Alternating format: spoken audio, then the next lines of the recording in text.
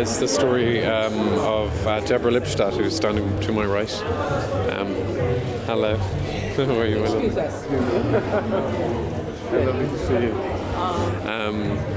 That's Deborah Lipstadt there, a very brilliant woman who was sued in the 1990s for defamation of character by a man called David Irving. And I think the story of denial is the story of her court case and the people who are involved in the court case. First, I was a little bit skeptical or a little bit worried because I know that Hollywood,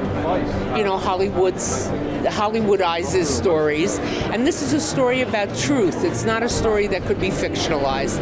But the producers assured me that they understood that, and I trusted them, but I was still a little nervous.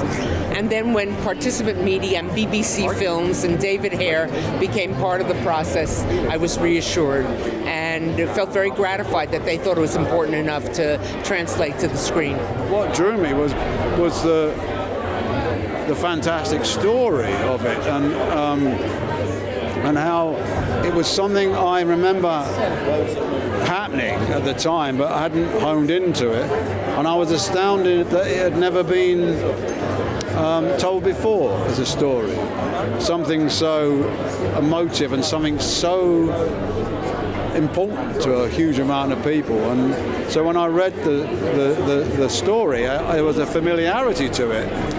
But it's interesting because it's totally original, but based on truth, and I didn't really know the nitty-gritty of it. That contrast between the American legal system, or the American way of doing things, and the English legal way, British way legal system, was, I thought, quite interesting. And those scenes that I had with Rachel, where I'm saying, no, we're not going to do it like that.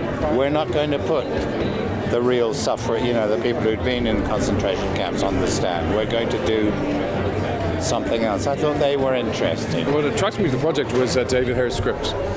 David is a man who I have worked with before in the theatre. He's, of course, one of our most brilliant playwrights. So it was that really the brilliance of the script. It's a very, very intelligent script, and I don't think there is a film that could be more prescient than this one, given the nature of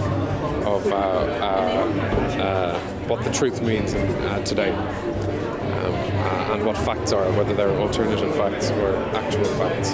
This is not about the Holocaust itself so much as the supreme injustice of denying that it ever happened. It's about truth and lies, and this is the biggest lie that's ever been told. Adolf Hitler invented the phrase, I think in 1925, the big lie, der große Lüge. A lie so big and outrageous that people would believe it because they couldn't believe that anybody would dare to make it up. That's what's happening in our politics over the last year in Europe and in America and in Britain. So it's a very timely movie. I hope the audience takes away two things.